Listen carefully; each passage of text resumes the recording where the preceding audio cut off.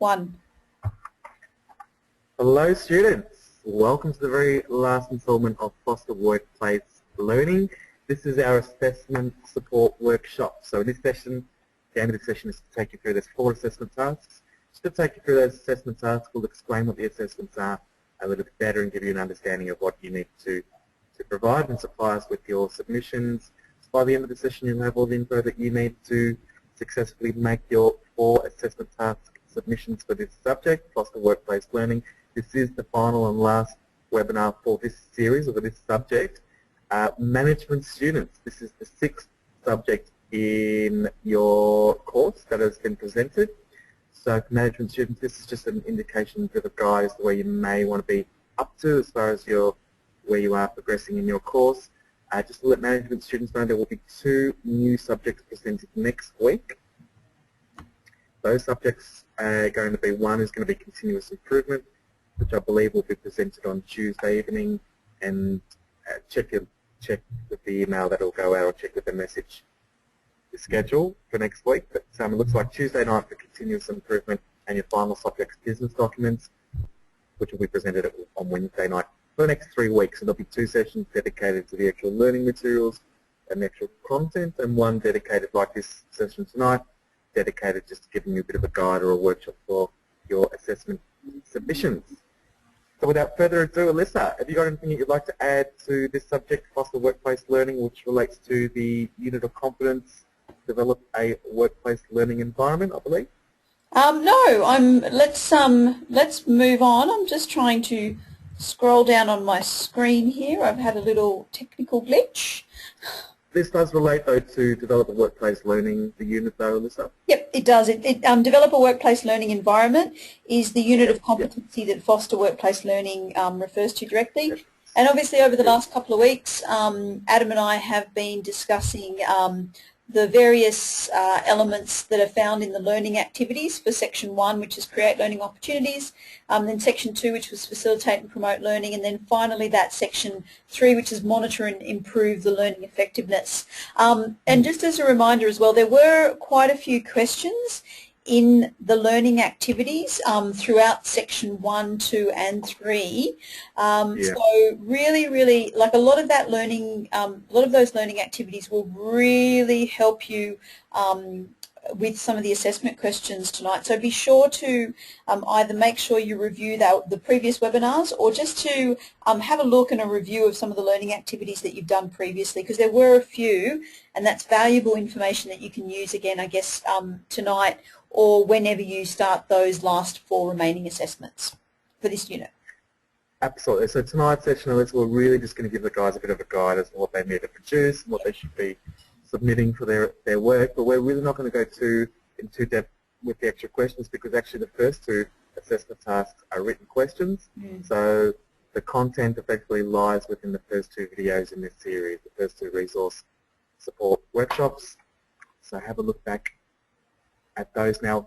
For those that are chasing webinars, if the webinar that you're looking for is not on the screen, just email Alyssa or myself. We can get those to you as soon as you need. We can share them with you personally if need be. We're trying to upload them as quickly as we can, but we have all of them. If you need them, just let us know. We can share them with you directly so that you're not waiting. So let's have a look at assessment task 1. It's just 2 questions. Yep. So the first question here is, how can learning and development specialists help managers design and develop effective learning programs? I'll read that again. How can learning and development specialists help managers design and develop effective learning programs? Yep. So really what we're wanting students to let us know, here's the question 1, is just let us know about learning and development specialists. You know, what is their role in the whole grand scheme of things? Where do they fit in? You know, what is their area of expertise? And effectively, you know, with that area of expertise and how they fit in, how does that really help, you know, when it says a manager design, will help any business design their learning programs. So what is the role of a learning and development specialist in designing learning programs? How many points for this one are you looking for, Alyssa? I think like a good 3 points, I think we would be looking at. in determining how the learning and development specialist can help design and develop effective learning programs. So I'd be looking for ideally about 3 different points around this response. Yep. And like with other situations, this isn't a list or a describe, but it is a bit of the both. So, you know, just give us, if you're listing something, if you put the word evaluating, I'm going to say that's not enough. Because what do you mean by evaluating? So just give us enough information to explain, you know, what their area of expertise and how they help the business develop programs, generally speaking. Second question, should we roll on to the next one? Absolutely. Now the second question is, why is it desirable to maximise individual and team participation in learning events, and how can this be done? Okay, so really what we're looking for here with regards to this particular question is, how do we make sure that we have the maximum participation level in a specific learning activity, and why is it important that we do it? So why is it important that we maximise the learning activity that we have and get people involved, and how do we make sure that they are able to participate in these learning events? Again, I'd be looking for probably about 3 different key areas to be able to kind of answer this, but essentially what you are doing is you're looking at the actual learning event itself, and why do you want to make sure there's lots of people that are able to participate in that event, and how can you make sure lots of people can, or lots of team members can actually participate in the activity as well. So a bit of a nice... So really, with the why component there, you know, it says why is it desirable, really just wanting one response to that part. So why is it desirable to maximise the participation? So give us an explanation as to why. Yep. When you say, and how can this be done, that's where you're looking for 3 points, yep. Is that right? I'm looking for 3, yeah, absolutely. Like I'm looking for 3 points on how you can actually maximise this participation. What can you do to be able to make sure that you can gain as much participation in a specific learning activity as you can? Yep. Sounds good. Sounds good. I think that's taken care of then. Let's have a look at the next one. Yep, definitely. We'll go on to assessment task number 2. Again, assessment task number 2 is just a couple of little questions there, and as you can see, they are definitely on the screen right about now. So the first one, I'll read that out of it if you like. What role do managers play in facilitating and promoting learning? Yep.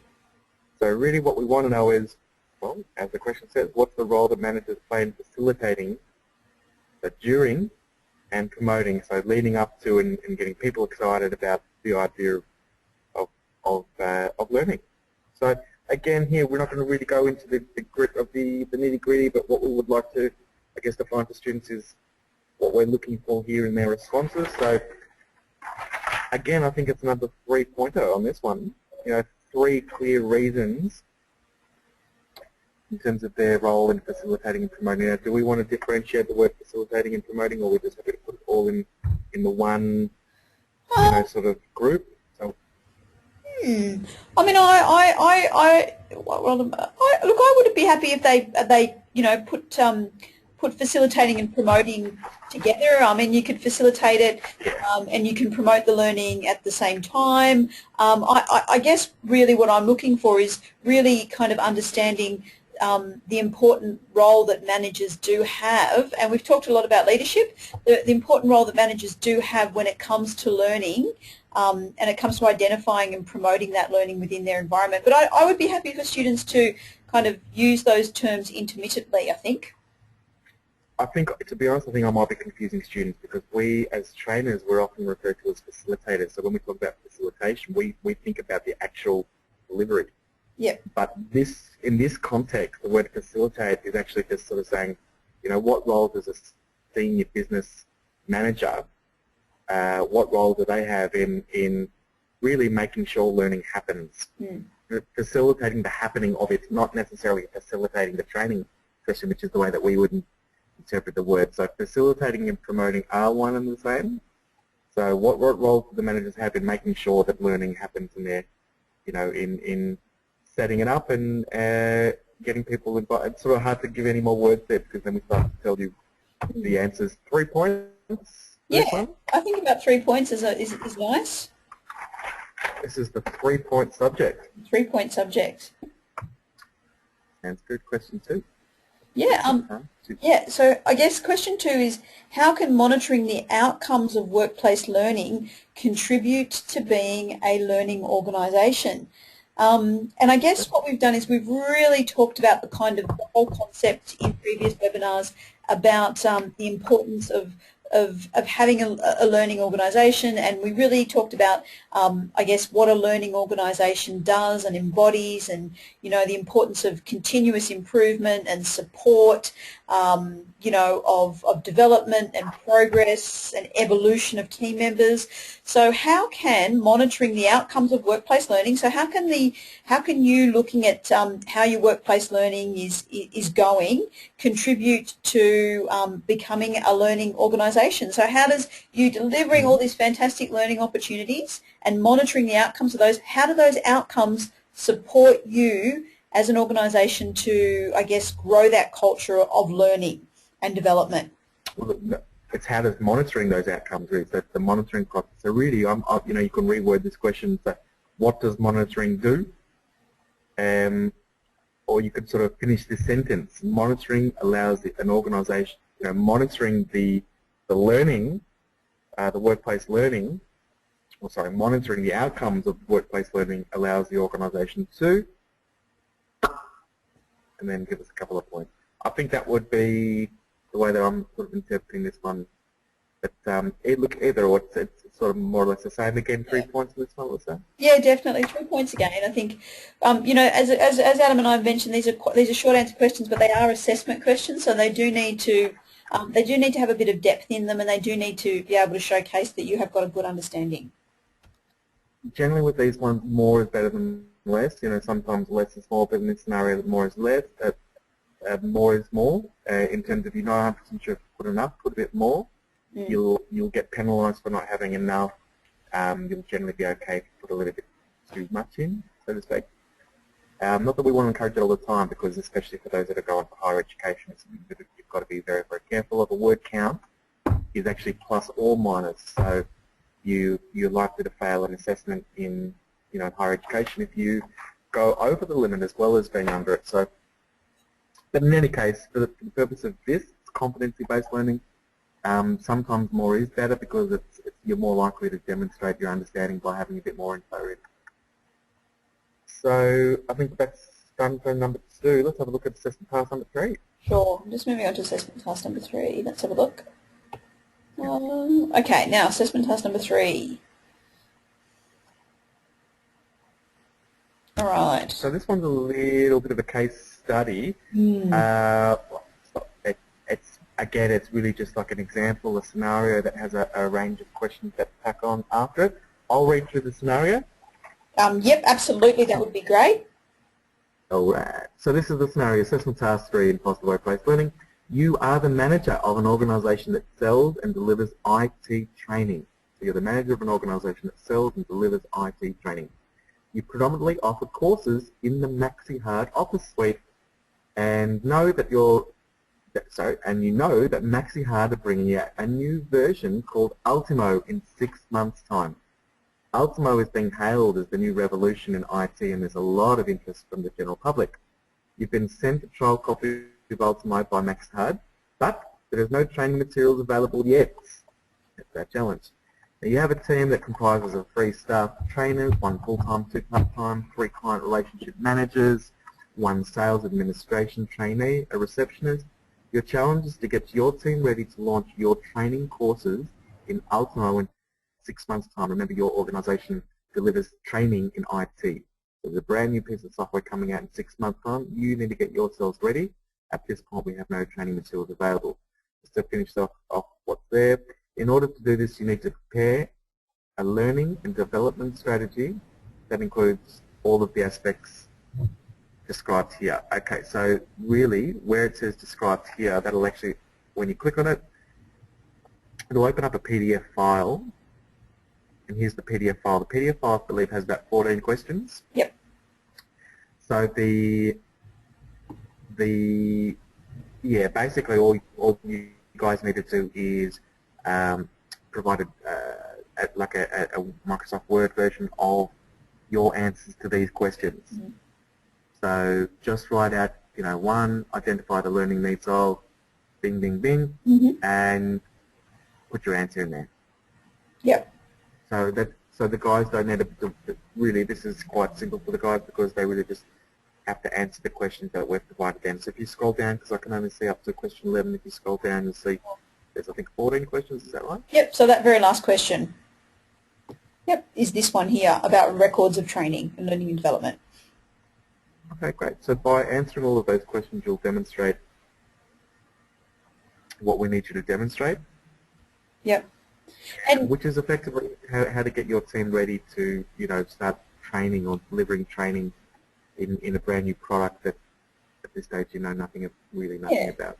And also, just as the heads up as well, guys, you know, in some of the other webinars, Adam and I, we've talked about things like, you know, training needs analysis. We've talked about skills audits. We've talked about the importance of documentation, training records. You know, we've talked about, you know, team performance plans. We've talked about the use of specialists.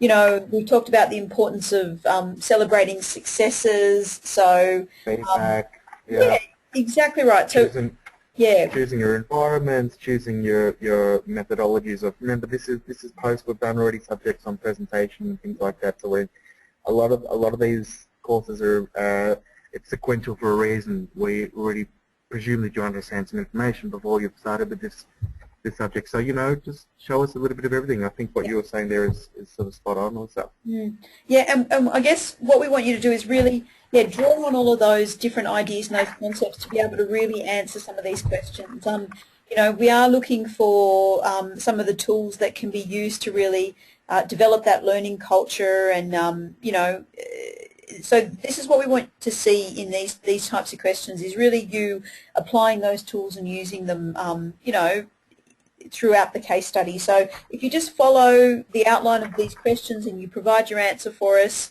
you know, you should be all good and you should come to the answer that we're looking for. Yep. There's no real word count on this one, is there? No, there's no real word count. Just make sure that everybody, you address every single point. And when obviously there's 3 points there, we do want you to address each individual element of the question. So be sure and be clear when you're presenting your responses. Yep. Great. Lovely. That's that one done. So it's kind of a straightforward one, just as far as, you know, what the students might need to know as far as what they're required to produce. So that's nice and easy. Okay. And the last one is an essay. We love essays. Creative writing gives the guys a bit of a chance to sort of flex their creative writing juices, as it were. Yep. We're looking for a 1,000-word essay here on this one, guys. Yep. Last essay. Now, once you're up to this one, I would think that you're pretty comfortable in terms of, you know, what the content is or what the subject's all about, talking about learning organisations, so on and so forth. I'll just read out what the actual, the learning culture and what a learning organisation is. Really, this essay is asking you to explain what a learning culture entails, what a learning organisation is, how learning organisations are created, it's a really interesting one, developed and maintained, and why continuous learning is essential to organisation success in today's commercial world.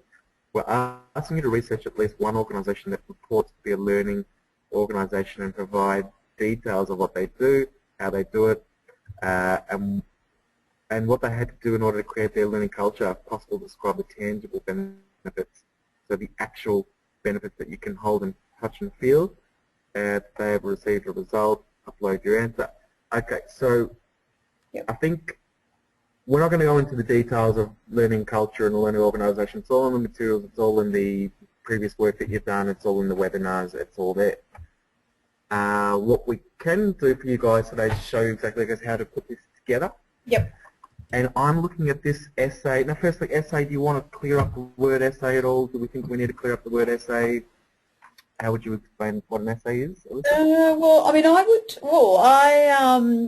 probably say that an essay would probably be something that is quite flowy and kind of, Yeah, I mean, I would just put 1,000 words down as not so much a report which has very defined Yeah. topics or subtopics, but I would probably define an essay as being something that has a little bit more flow. Obviously, an introduction, a body, and an end as well. That's what I would probably be Well, looking for in terms of an essay, I guess. yeah, I'm sorry for putting you on the spot like that. It's actually quite for some reason it's a difficult one to actually define. It's really it's more or less an unstructured piece of work. So the reports, when we ask you to do business reports, then they're very, very structured. You have what we call an executive summary, which tells the reader exactly what they're about to expect in the remainder of the report. You have a table of contents, you have appendices, which are additional items that are not related to the actual main body. Generally speaking, an essay is, as you say, it's flowy. It's sort of an opinion piece. It's an individual sort of, it's not always an opinion piece, I shouldn't say that. But the structure is what's different. They're really just, as you say, usually an introduction, the body, and a final sort of conclusion to it, but not even always. Sometimes it's not even that structured. They're just sort of loose, flowy, academic pieces, I guess. I guess the word essay comes as the presumption that it relates to something in the world of academia. Yeah, but I guess it's the fact. I guess the word structure is what I think about when I think of an essay. The structure is sort of open to your own interpretation. There's no need for any formalities, but I guess the basic sort of structure is that you intro something, you've got all of the body or the main crux of it, and at the end you wrap it up, and that's as much of a structure as you need. So really, 1,000 words, you can set it up however you want, given that. Really, when you see the word essay, I guess that just tells you that there's nothing too much to worry about. It's more the opposite. When you see the word report, you know that it needs to be formalized in a different way. So for this, I'm looking at it probably in two parts. Well, this is the way I'm assessing it. It's not necessarily the way you need to present it, but it might make it easier if you present it in this way. The first part is asking what a learning culture entails, what a learning organisation is, how a learning organisation is created, developed, maintained, and why continuous learning is essential to success in today's commercial world.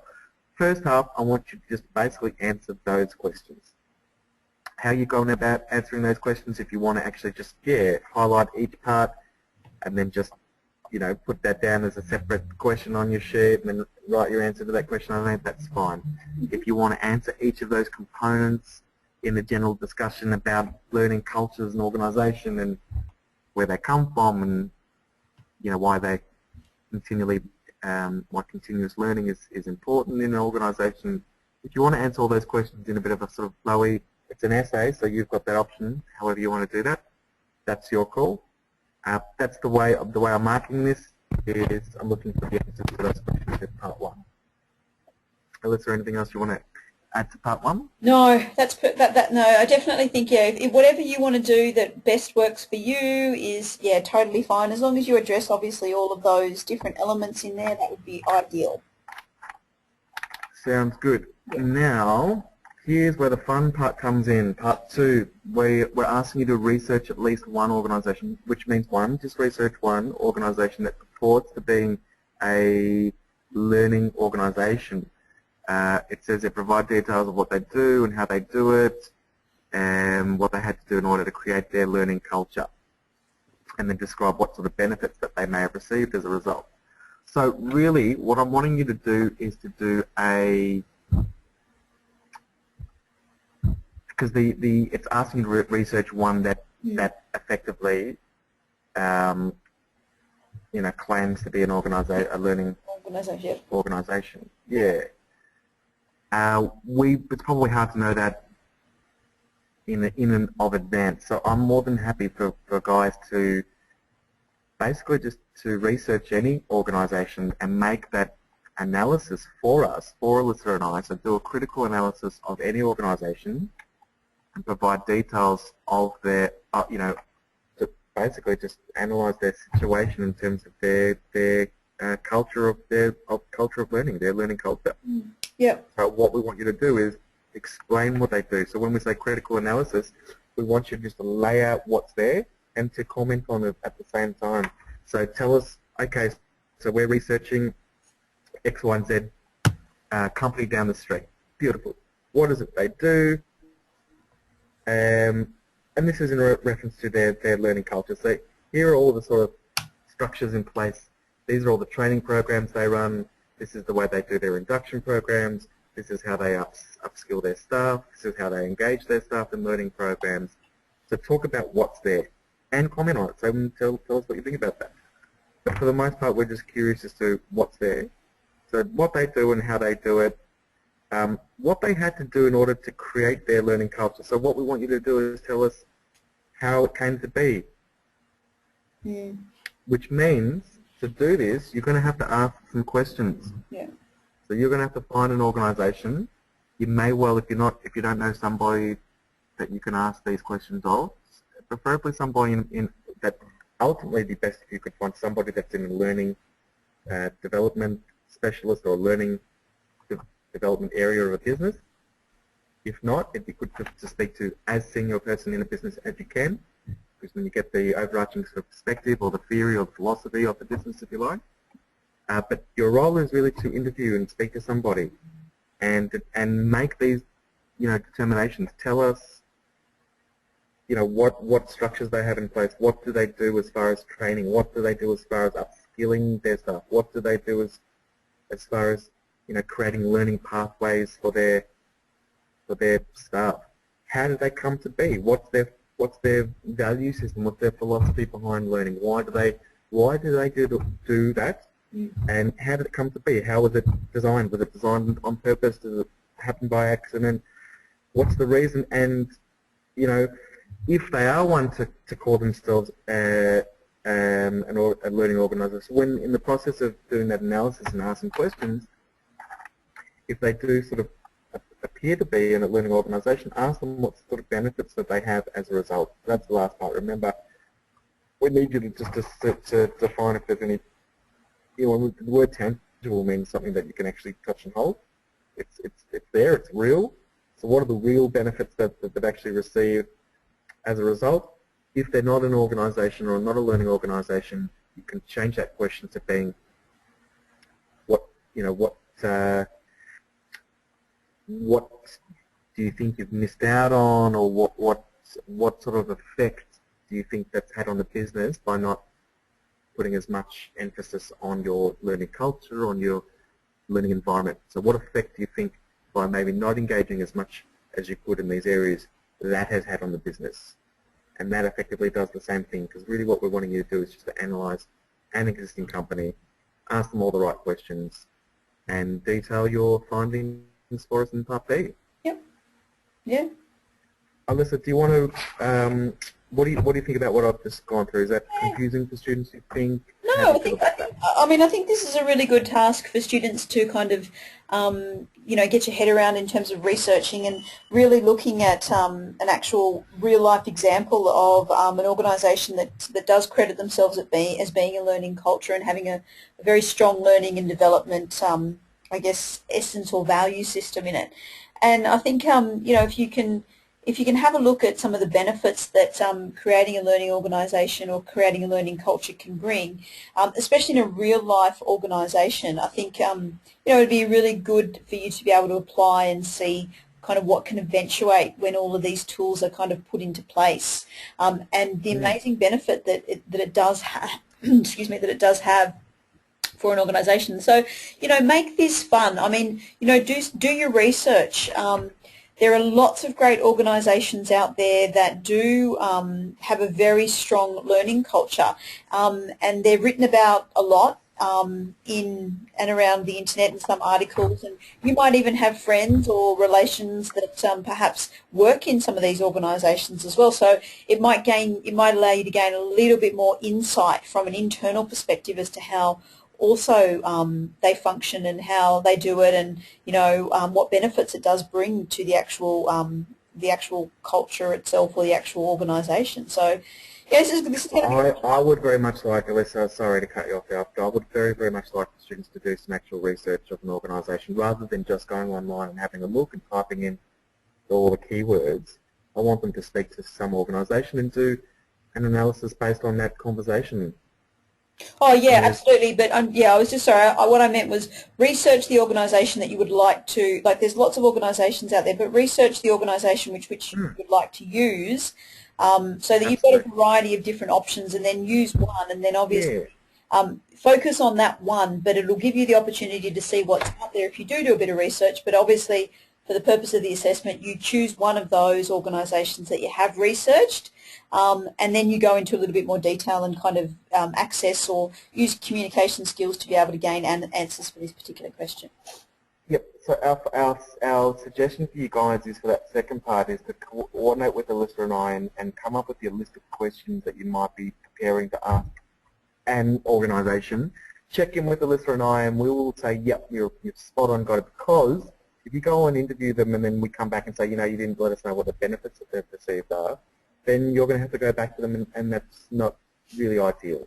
So you don't want to be going back to them twice. So you'll need to you'll need to run these past us, make sure that we're okay with what you've got there. Then you can contact the organisation. For those that are maybe a little bit uncomfortable with calling and speaking to an organisation, really the way to do it is to introduce yourself. So hi, my name's Adam Squirtelli. What's your background? So I'm a student. I'm studying Diploma of Business, Diploma of Management, wherever it is. Okay, no problem. I've just got a couple of questions for somebody in your organisation, actually, in relation to one of my assessments, one of my assignments. It will take approximately 2 or 3 minutes on the phone. I've just got 2 or 3 short questions. So that's a way that you can effectively get yourself through when you're calling up a company. And be nice about it. So do you mind if is now a good time, or is there a better time to call back? So you're showing that you're calling, you're telling them exactly who you are, what you're calling about, the reason for your call, and that you're being nice about it. You're saying, is now a good time? So an example could be, Alyssa says hello. Say, hi Alyssa, this is Adam calling. Look, I'm actually just a student. I'm a Diploma of Business student. I'm actually doing an assessment at the moment. I was really wondering if you might be able to give me a little helping hand. I'm currently researching learning organisations, and I just have 3 short questions that I would like to ask some member of your organisation. Is now a good time to ask those questions, and who might be the best person to speak about in reference to a learning organisation? And I'll pop you through. If they don't, then don't worry about it. It's not personal. There might be something going on that we don't know about. Yeah. They might be going through some sort of a crisis. So respect the fact that if you're courteous about it, they will be courteous to you and say, look, thanks Adam for your call and your interest in our business. We're really tight at the moment. All of our managers are off site. You can call back next week, right? It may be the same answer. If at that point, thank them very, very much for their time and call somebody else. But that's as simple as it is. It's a good trick, or it's a good, not a good trick, but it's an important skill for you guys to have in any case. You need to be able to call, you need to be able to introduce yourself, you need to be able to explain the reason for your call to somebody, and you need to try and get through to the right person. If the person asks you who you might like to speak to, ask them if they have a training and development team or a training area of the business. If they have a training area of the business, ask to speak to their training and development specialist, or their training coordinator might be another word that you could use. So I want to speak to, do you have a training or the training or development area of the business, because these questions would relate strongly to training and development. If not, maybe just a senior member of your organisation that might oversee some of your training and development areas, because the assessment is in relation to training and development. Easy. Yeah. Easy. So yeah, just work it past Alyssa and I as far as the questions, so that, because when you're calling up, they might say, yeah, no worries, I'll pop you through John right now. Bing, hi, this is John, and then you're off, it's go time. So before you make that call, you're ready to get those answers, have a pen and paper ready, write down your answers, thank them for their time, and always say, John, always thank them for their time. John, thank you so much for your time. And what you can always do at the end of that is say, now John, if it's all right with you, if I have any additional follow-up questions, would it be all right if I send you an email, a follow-up? And you know what, if you've conducted yourself well in that conversation, you've been polite and you know, considerate, 99,000 times out of 100,000 times, or 99 out of 100 times, John will say, absolutely, just email me at john@whatnot.com. So that's I think that's it for this assessment, and that probably is all we're asking of you guys for the subject of workplace learning. Alice, is there anything you'd like to add before we wrap up today's session? No, I think you've covered that last assessment really nicely, with a lot of support and a lot of detail there, Adam. So I think hopefully the students will have a bit of fun with that last assessment. Yeah. And all so you know what? overall, Good exercise. It's just coordinate with the listener beforehand. You know, run it past us. You know, get the rust off and talk to us about what you're thinking of doing, who you're calling. Let us know how it goes. We'll give you a bit of a helping hand along the way. And just to let students know that, you know, I guess we're online students. We don't get to interact that much with each other. With the face-to-face diploma programs, students are required to get together in groups and go out and visit companies and do interviews for a number of projects. It doesn't happen on the online thing because it's hard to get people together. This is, I think, the only time that we've actually asked you to actually make contact with an organisation. So, for the most part, guys, we've got the easy version of it, so to speak. But it's really important to you know, make those initial contacts of being able to call an organisation, to be able to introduce yourself quickly, explain the reason for your call, and get through to somebody you need to get through to is an incredibly useful skill, or it's a needed skill in all elements of business. So good luck with that one. And don't forget to check in with us with questions so that you're ready to go when you make those calls and that you're ready to go. So good luck, students. Thanks very much for your attendance, and we shall see you next week for the two subjects. This is a management subject. Excuse me. So for management students, we'll see you next week with continuous improvement on Tuesday and business documents on the Wednesday. sounds good. And a happy Easter all round. Yeah, have a happy Easter, everybody, and have a safe Easter, and enjoy those 4 days where I hope Adam and I hope you'll be doing assessments galore. Yeah.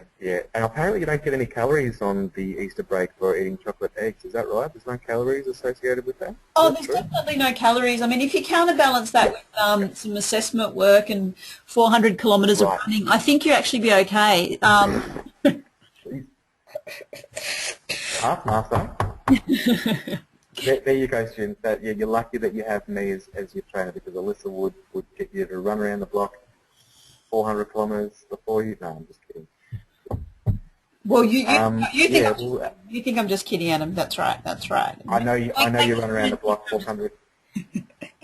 No, yeah. Actually, if anything, I'm probably tougher than you when it comes to marking. In all honesty, but nevertheless, we wish you guys a very, very happy and safe Easter. We hope you get to spend it with those some loved ones, and you have a wonderful break. We would love to see a batch of work when we come in. So please do find some time to do some work. At the same time, also find some time to rest and relax, and we look forward to seeing you after the break. Absolutely. Good night, everybody.